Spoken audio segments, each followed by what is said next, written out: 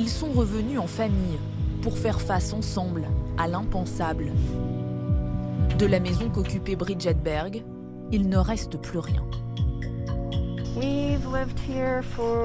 Nous vivions ici depuis presque 16 ans. C'était une belle maison. Nous avons passé beaucoup de bons moments ici. Son quartier d'Altadena, au nord de Los Angeles, est aujourd'hui méconnaissable, quasiment entièrement ravagé par les flammes. J'ai vu cette maison brûler en direct aux informations pendant que j'étais au travail. En venant ici, je ne m'attendais pas à trouver grand-chose, mais il y a quelques souvenirs. Des bibelots qui ont résisté au feu, même si la plupart sont réduits en cendres. Ça, c'était le salon. C'est l'entrée principale. Là-bas, il y avait une chambre à coucher, une autre chambre et la chambre principale. À l'arrière, il y avait une douche. Cette chose-là, c'était une douche. Regardez, là, c'était la vue. Nous sommes tombés amoureux de cette vue, de la piscine et du terrain de golf qui se trouve juste à côté. Éparpillés par terre, des milliers de débris calcinés que la mère de famille piétine désormais. Il y avait mon vélo d'appartement là-dedans. Ah, il est toujours là. C'était un endroit merveilleux. Toute une vie partie en fumée, en quelques heures à peine, engloutie par des incendies incontrôlables. Depuis mardi, les flammes courent sur le sol américain et encerclent Los Angeles. La ville, enveloppée désormais par des nuages noirs opaques. Ce vendredi, plus de 14 000 hectares avaient déjà brûlé. Alors sur tous les fronts, les pompiers s'activent pour ralentir la progression du feu. Des foyers incandescents qui, dans la nuit, ressemblent à des volcans en éruption et menacent certains des lieux les plus mythiques des États-Unis. Malibu, Hollywood, les villas des stars du monde entier. Un paradis au bord de l'océan, transformé en brasier. Récit de ces derniers jours en enfer pour les Californiens.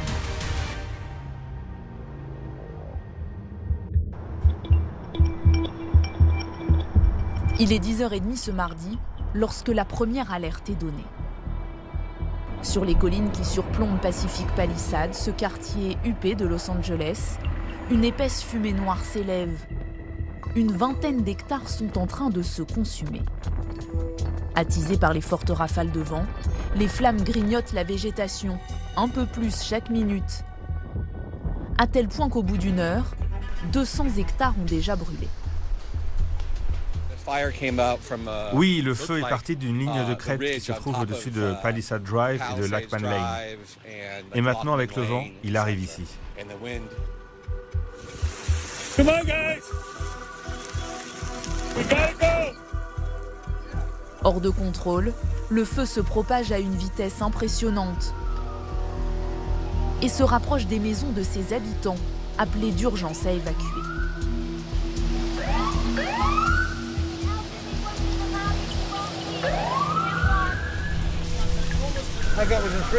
J'étais dehors à moins de 300 mètres de ma maison.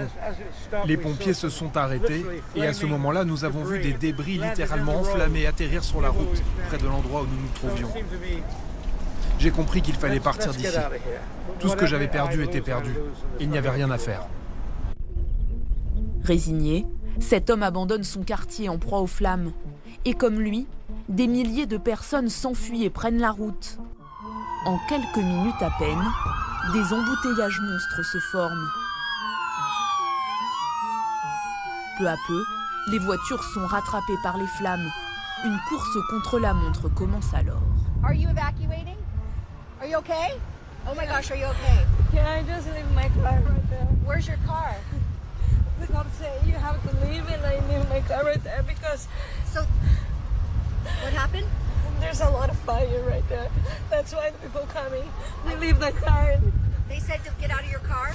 Okay. Je n'ai jamais rien vu de tel, des incendies aussi proches des voitures.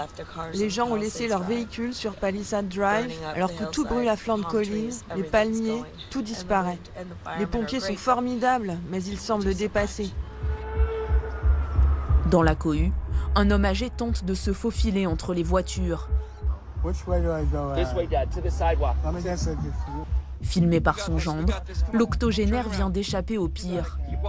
Obligé de partir de chez lui, c'est un inconnu qui l'a pris en charge sur la route et l'a accompagné en voiture jusqu'ici, jusqu'à ce que l'incendie s'approche de leur véhicule et les force à s'arrêter. We've just been evacuated from this Good Samaritan's car. You got it, Dad. We're having to walk. This is crazy. There's a fire right outside our car. We got it. No, not that way, Dad. Okay. Dad. Okay, I got you. He's very wobbly. Here, let me try to. Okay, just walk alongside the car.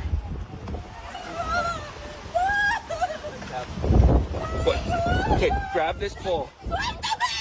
Grab this pole. Thank you. Thank you. I'm gonna get your walker, Dad. Hold on to that, okay? Alors que la panique gagne du terrain, il patiente, agrippé au poteau. Los Angeles est frappé par les incendies les plus destructeurs de son histoire. En tout, 5 foyers dévorent le nord et l'ouest de la ville, et plusieurs communes limitrophes. Des feux immenses qui engloutissent sans pitié les habitations, quitte à prendre au piège leurs occupants. Derrière les baies vitrées de leur maison, 2 hommes filment les flammes jaunes et oranges qui les menacent. Et qui se rapprochent inexorablement. Oh shit. So, where's the gas? Outside? Okay, the gas is off right now. Malgré les appels à évacuer, certains irréductibles font la sourde oreille et veulent coûte que coûte rester pour protéger leur maison. Cet homme, qui se filme en train de courir, tente de convaincre son ami qu'il est temps d'abandonner et qu'il n'y a désormais plus rien à faire.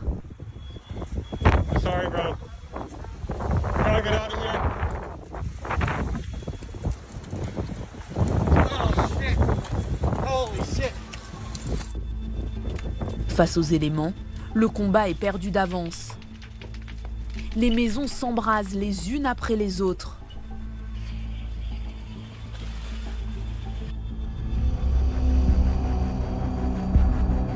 Les braises, portées par le vent, violents, s'infiltrent partout. Des rafales de plus de 160 km/h. Du jamais vu depuis 2011 selon les météorologistes. Les pompiers n'ont d'ailleurs pas pu, pendant un temps, larguer de l'eau sur les brasiers. Les hélicoptères sont restés cloués au sol à cause des rafales. C'est difficile de trouver les mots pour exprimer le niveau de consternation ici, mais nous n'avons pas vraiment besoin de mots car les images parlent d'elles-mêmes. Vous pouvez constater en temps réel les défis auxquels font face les pompiers de Los Angeles sur de nombreux fronts. Autre facteur aggravant, les matériaux avec lesquels les maisons ont été bâties. Aux États-Unis, les habitations sont la plupart du temps construites en bois. Et Los Angeles n'échappe pas à la règle. C'est aussi ce qui explique la propagation rapide des flammes. On vient d'entendre l'alerte d'évacuation qui vient de résonner ici. Le feu est là, tout près. Les scènes que nous observons sont apocalyptiques. À chaque coin de rue, il y a d'immenses flammes. Et c'est la réalité tragique à laquelle sont confrontés les gens qui vivent ici, dans ces rues, qui conduisent ces voitures ou qui possèdent des entreprises ici.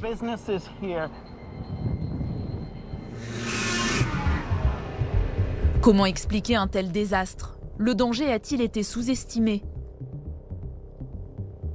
Les services météorologiques avaient mis en garde dès le 2 janvier. La maire de Los Angeles, en voyage au Ghana, n'a publié son message de prévention que le lundi 6. À peine descendue d'avion, elle est assaillie par les questions de ce reporter de Sky News. Le chef des pompiers dit qu'ils ont fait tout ce qu'ils pouvaient, mais qu'il manque d'eau. Qu'avez-vous à répondre à ça? Devez-vous des excuses aux habitants pour avoir été absentes pendant que leur maison brûlait? Regrettez-vous d'avoir coupé dans le budget des pompiers de Los Angeles de plusieurs millions de dollars, Madame la maire? Vous n'avez rien à dire aujourd'hui? Quelques heures plus tard, Elle prend finalement la parole lors d'une conférence de presse. Nous continuons à être confrontés à une tempête de feu d'un niveau extrêmement élevé. Des vents historiques et une sécheresse prolongée ont créé une tempête idéale pour un incendie. Cela a chassé les gens de leur domicile, a emporté leurs maisons et a coûté la vie à des personnes. J'ai visité les zones touchées et vous pouvez voir à quel point ces incendies provoqués par le vent sont rapides et dévastateurs. Des autorités dépassées, ce qui contraint certains habitants à prendre les choses en main. Dans la banlieue nord de Los Angeles, Lynn, 62 ans, refuse obstinément que sa maison ne disparaisse. Mes parents ont 90 ans. Ils vivent dans cette maison depuis 75 ans. Et ils ont toujours eu la même police d'assurance. Sauf que les assureurs ont décidé de ne plus les couvrir pour les incendies.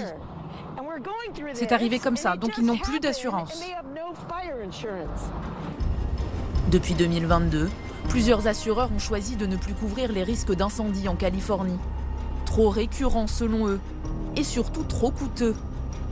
Si la maison de Lynn part en flammes, sa famille pourrait se retrouver à la rue. Alors malgré les appels des autorités à évacuer la zone, elle reste coûte que coûte. Je sais qu'il ne faudrait pas faire ça, mais vous savez quoi?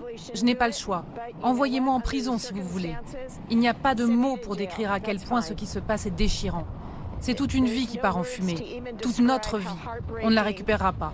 Tous nos souvenirs ont disparu. Dans sa course folle, le feu ne fait pas de détails, n'épargne personne.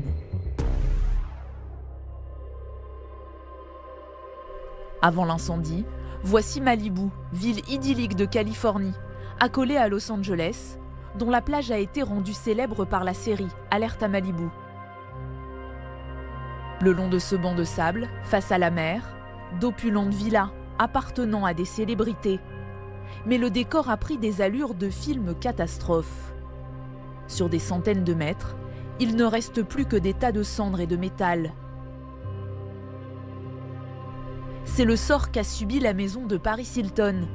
La riche héritière et mannequin a dû fuir face à l'avancée du feu. Elle filme la scène. Ok, j'ai trouvé tout le monde. Chargez la voiture, je suis prête à aller à l'hôtel. C'est en regardant la télévision qu'elle a finalement découvert que sa résidence n'était plus qu'un amas fumant. Avec son téléphone, elle filme ce qu'il reste de sa villa. Dans ce quartier huppé, qu'on aurait pu croire à l'abri de tels ravages, la vie de ces stars a basculé soudainement, passant d'un luxe préservé à une destruction totale. James Woods, acteur américain notamment connu pour ses rôles dans Il était une fois en Amérique et Casino, vivait lui sur les hauteurs de Pacific Palisades, avec une vue sublime. Il publie au début de l'incendie cette vidéo depuis sa villa. Ça a l'air d'aller. La maison n'est pas en feu. Je suis juste là au cas où des braises l'atteindraient. J'espère que vous avez tous bien fermé vos fenêtres. Peu de temps après, il est contraint d'évacuer, laissant sa maison se faire dévorer par les flammes. À un moment, nous n'arrivions pas à ouvrir la porte de notre garage à cause du vent. Et là, on s'est dit, oh mon Dieu, nous sommes au beau milieu des collines, on va devoir s'enfuir à pied. J'ai 77 ans, je ne peux pas marcher sur ces collines qui sont comme l'Everest. C'est très raide, vous savez. Sarah était chez nous la nuit dernière avec sa nièce de 8 ans. Elle est sortie avec sa petite tirelire jaune pour nous aider à reconstruire la maison. Je suis désolé. Un jour, vous êtes dans la piscine et le jour d'après, tout a disparu. C'est dans ce même quartier de Pacific Palisades que Laetitia Hallyday et ses filles étaient installées depuis 17 ans. D'abord dans cette maison avec Johnny, puis dans une nouvelle demeure à proximité depuis le décès de l'artiste. Cette villa, où elle avait choisi de se reconstruire, la voici avant, des souvenirs de la star tapissaient les murs.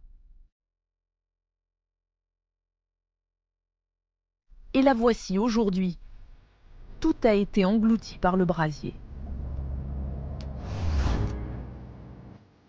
Cette maison était notre refuge dans le chaos du deuil, notre ancrage lorsque tout semblait s'effondrer. Tout a disparu, et avec elle une part de mon âme. Le chagrin est sans fin. Patrick Bruel, propriétaire d'une maison dans ce quartier, a donné des nouvelles rassurantes de sa famille. Mais lui aussi a perdu sa villa.